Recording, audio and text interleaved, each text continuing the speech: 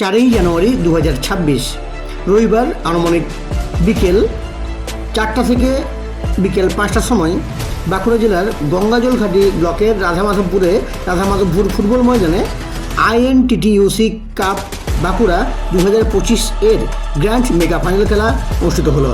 এই grand mega final খেলায় champion হলো সালতরা ফুটবল একাডেমি ফুটবল দল।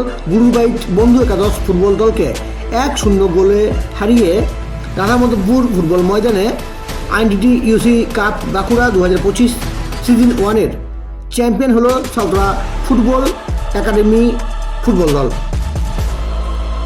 এদিন এই খেলায় সেরা স্কোরার হয় কাজল মান্ডি, সালতরা ফুটবল একাডেমি ফুটবল দলের প্লেয়ার।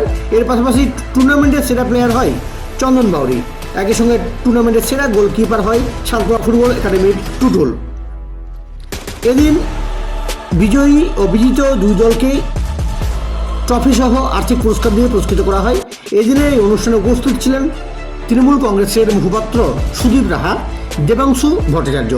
এর পাশাপাশি উপস্থিত ছিলেন বাঁকুড়া জেলা তৃণমূলের একাধিক নেতৃত্বের পাশাপাশি বাঁকুড়া সাংগঠনিক জেলা INTTUC সভাপতি রথিন ব্যানার্জি সহ সালতরা বিধানসভা তৃণমূল কংগ্রেসের একাধিক নেতৃত্ব ও কর্মী সমর্থকেরা।